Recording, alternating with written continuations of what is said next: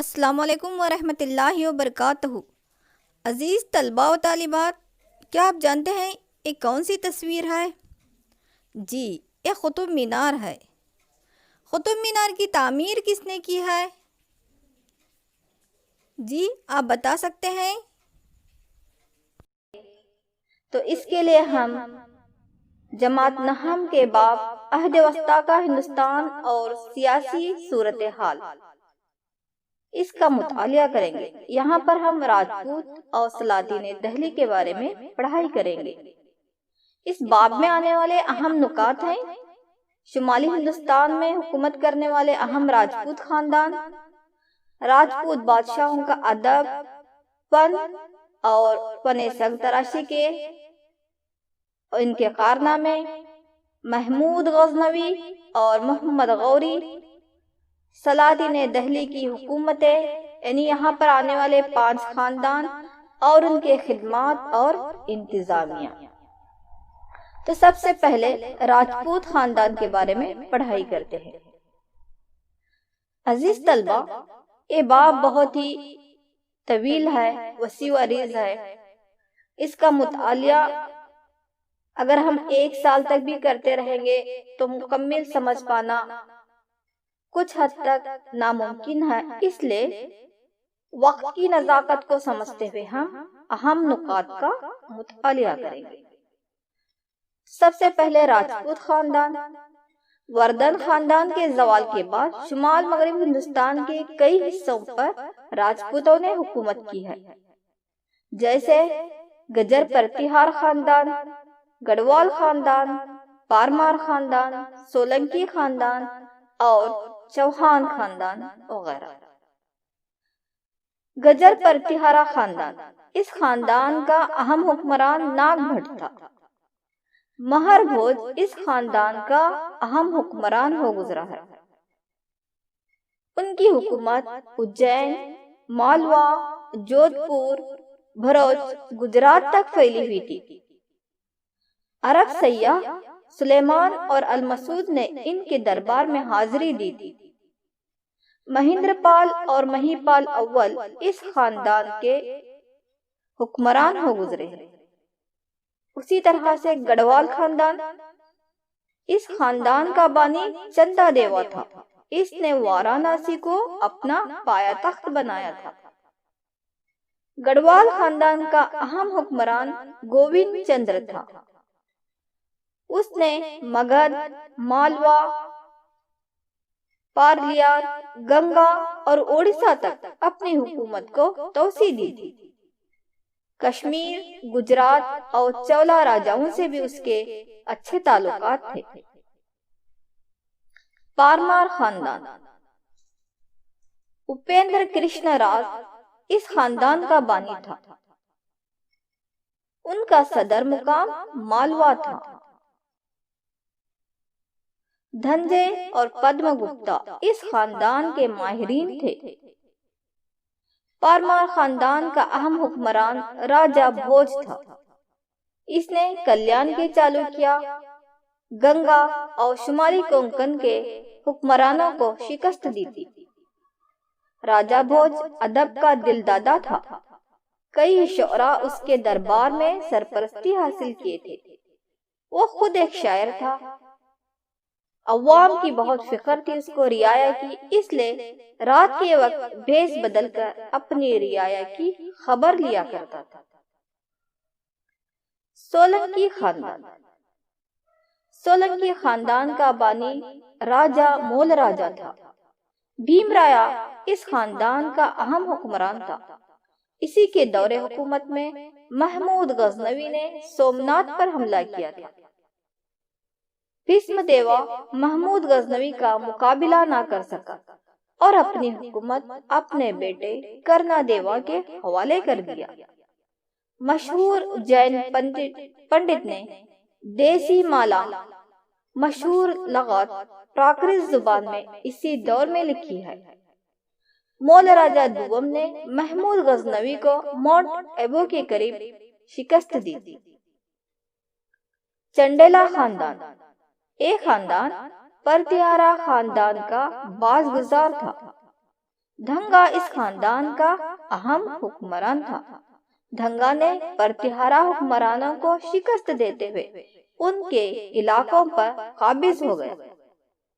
اس نے مسلمان حکمرانوں کے خلاف جے پال کی مدد کی۔ اس نے مہاراجہ ادھیراج شہنشاہ کا خطاب بھی حاصل کیا۔ اس کے دور حکومت میں بھاؤ بھوتی نے مالتی مادھو، اتر راما چرتر اور مہاویر چرتر لکھی ہے۔ چوہان خاندان راجپوت خاندانوں میں سب سے اہم خاندان ہے۔ بنیادی طور پر اجمیر کا رہنے والا پرتھوی راج چوہان اس خاندان کا اہم حکمران تھا۔ پرتھوی راج چوہان کے کارنامے ہمیں چندا بروائی کی لکھی ہوئی کتاب پرتھوی راج راسو سے ملتے ہیں۔ پرتھوی راج چوہان اور محمد غوری کے درمیان تاریخ کی دو اہم جنگیں ترائن کی جنگیں لڑی گئی ہیں۔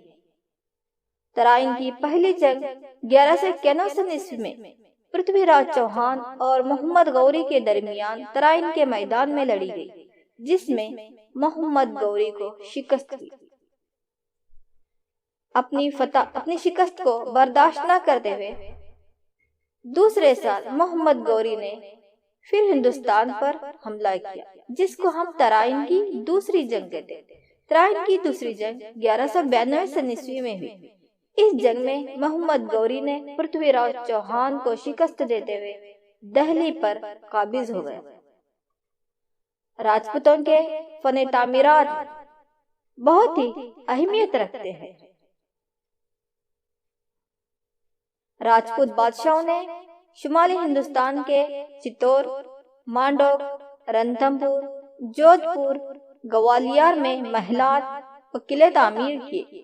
ماؤنٹ ایبو کا دلاور مندر، ولاوسائی اور لوناوسائی مندر خوبصورتی کے نادر نمونے ہیں، جو آپ کو یہاں پہ اسکرین پر دکھائی دے رہے ہیں۔ اسی کے ساتھ اجمیر، جودھ پور اور مالوا کے مقام پر بہت سے محلات بھی انہوں نے بنائے۔ اب محمود غزنوی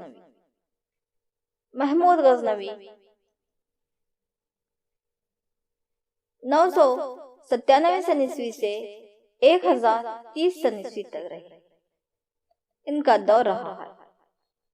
محمود غزنوی کی پیدائش 2 نومبر 971 عیسوی میں ہوئی۔ ان کا پیدائشی نام یمن الدین ابو القاسم محمد تھا۔ محمود غزنوی الپتگین کے غلام سبکتگین کے بیٹے تھے، جو غزنی کے حکمران ہو گزرے ہیں۔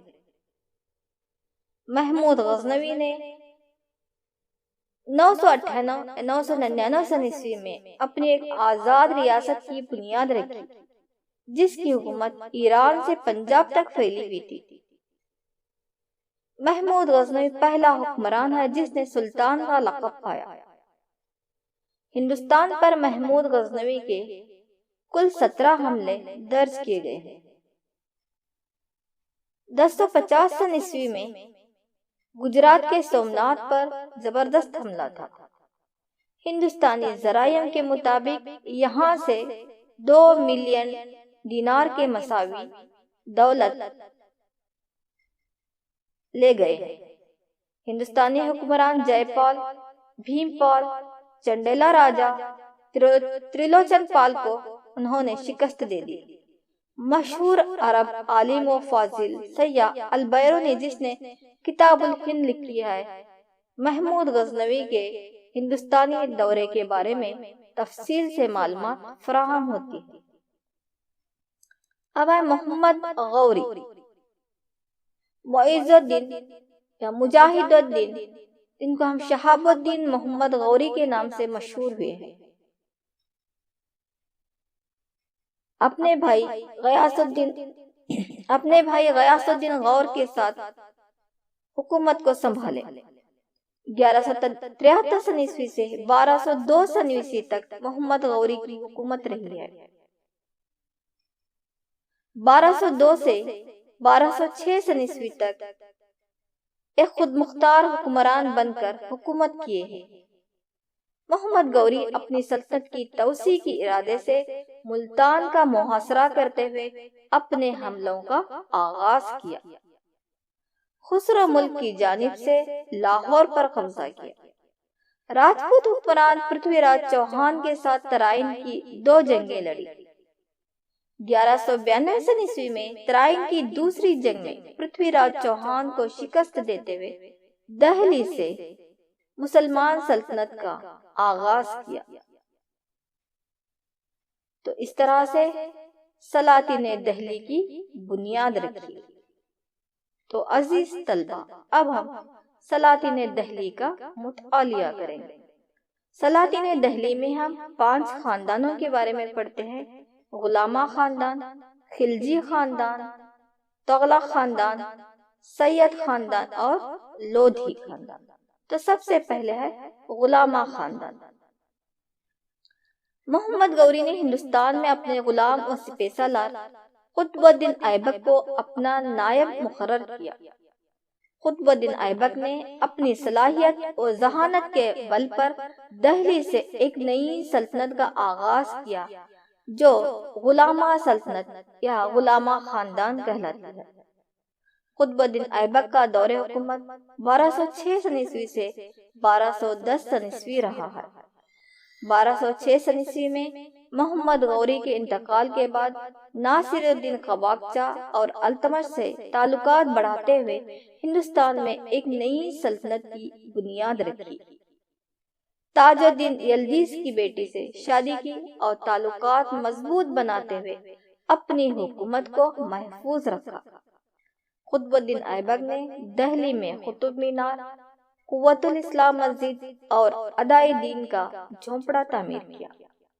نظامی کی لکھی کتاب تاجر المعاصر قطب الدین ایبک کے بارے میں معلومات کا ذخیرہ رکھنے والی کتاب ہے۔ التمش 1221 تا 1212 تا 1236 التمش جو شمس الدین کے نام سے جانے جاتے ہیں بدایوں کے گورنر تھے۔ ان کا تعلق البیری خاندان سے تعلق رکھنے والے قطب الدین ایبک کے غلام تھے۔ قطب الدین ایبک کے دور حکومت میں گوالیار کا انتظامیہ سنبھالتے تھے۔ قطب الدین ایبک کے انتقال کے بعد 1 سال بعد وہ تخت نشین ہوئے۔ باغیوں کی بغاوت کو کچلتے ہوئے رنتھمبور، مینڈو، گوالیار، بھلسا، اجمیر اور کنوج فتح کیے۔ التمش کا انتظامیہ قابل تعریف تھا۔ حکومت کو کئی اقطاع یعنی ضلعوں میں تقسیم کیا تھا۔ ضلعوں پر حاکموں یا شہزادوں کی حکومت تھی۔ وزیر اعظم اور ججز یعنی منصف فیصلے دیا کرتے تھے۔ التمش نے سونے اور چاندی کے سکوں کا چلن جاری کیا۔ قطب الدین کے بنائے ہوئے قطب مینار کو پائے تکمیل تک التمش نے پہنچایا۔ التمش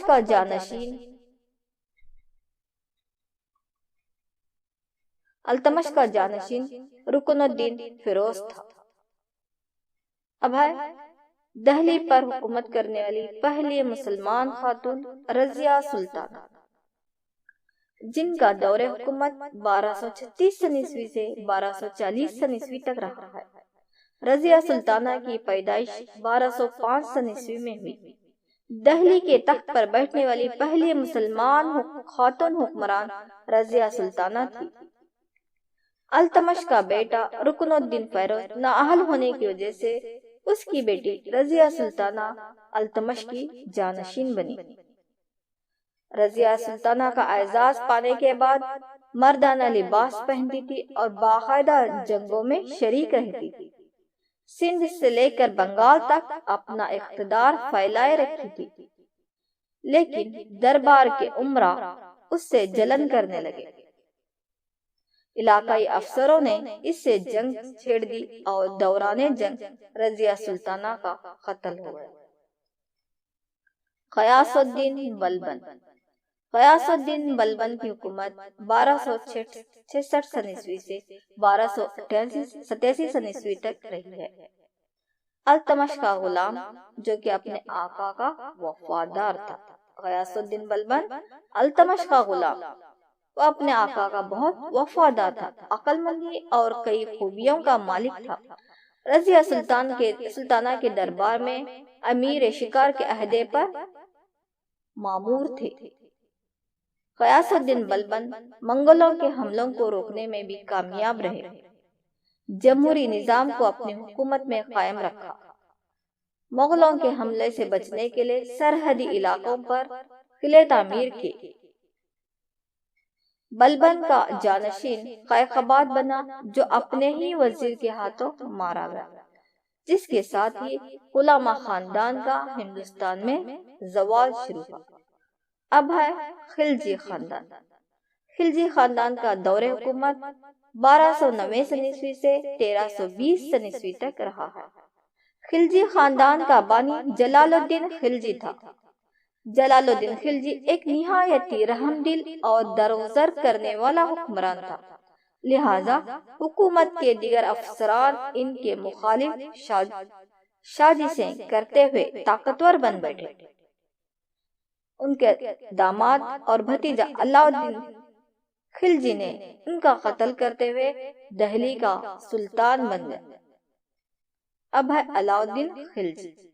علاء الدین خلجی کا دور حکومت 1296 سن عیسوی سے 1316 سن عیسوی رہا۔ ایک بہادر فوجی، گورنر اور سپہ سالار بھی تھا۔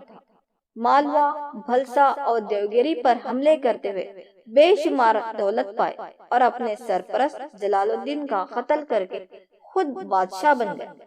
ملک کافور کی مدد سے جنوبی ہندوستان تک اپنی حکومت کو پھیلایا تھا۔ انتظامیہ، فوج اور تجارت میں کئی اصلاحات کے۔ اس کا جانشین قطب الدین مبارک خسرو ملک کے ہاتھوں مارا گیا۔ 1302 سن عیسوی میں خلجی خاندان کا خاتمہ ہوا۔ تغلق خاندان 1302 سن عیسوی سے 1399 سن عیسوی۔ خسرو ملک کا قتل کر کے غازی ملک یعنی غیاث الدین تغلق نے تغلق خاندان کی بنیاد ڈالی۔ تغلق خاندان کے اہم حکمرانوں میں محمد بن تغلق اور فیروز شاہ تغلق۔ محمد بن تغلق 1325 تا 1391 سن عیسوی محمد بن تغلق کی حکومت رہی ہے۔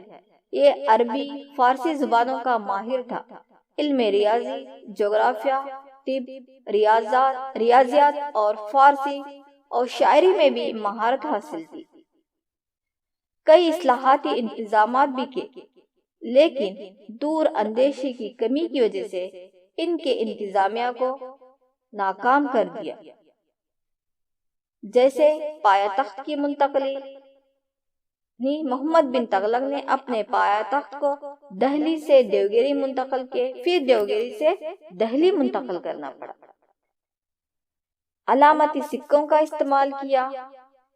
سکوں کو ڈھالنے کا معاملہ اور دکن کی فتح کا طریقہ، یہ چند ایک ایسے وجوہات تھے جو کہ محمد بن تغلق کو اپنے انتظامیہ میں ناکام ہونے پر ناکام کر دیے۔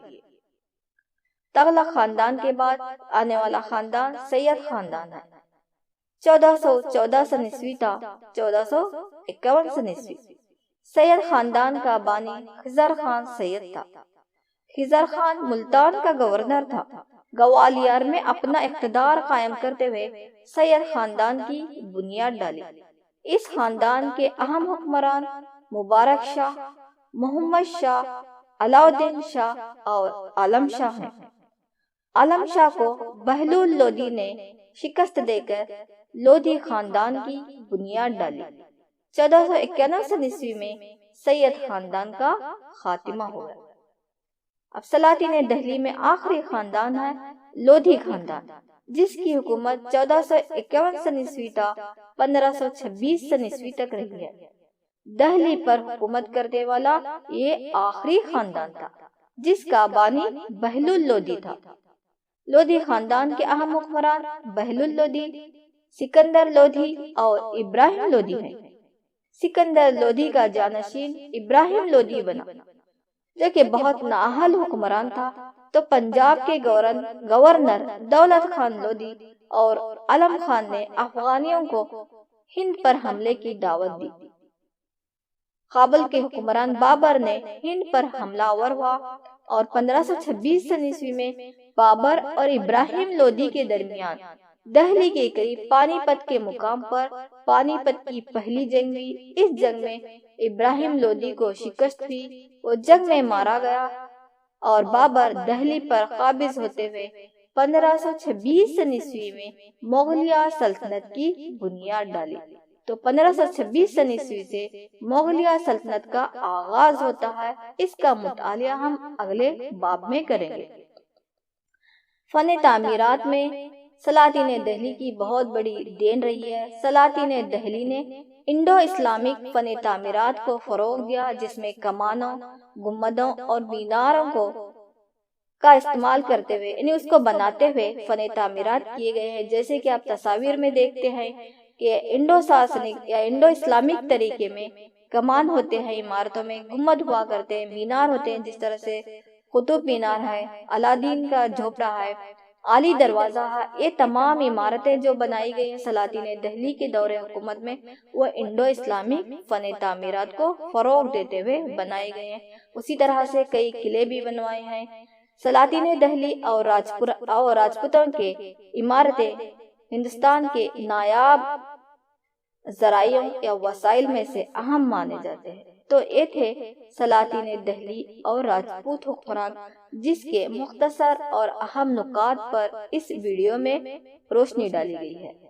تو عزیز طلبہ، اس ویڈیو کو بار بار سنیے اور اس کے اہم نکات کو اپنی کاپیوں میں درج کیجیے۔ تو السلام علیکم ورحمۃ اللہ وبرکاتہ۔ جزاکم اللہ خیرا کثیرا کثیرا وحسن الجزاء فی الدنیا والآخرہ۔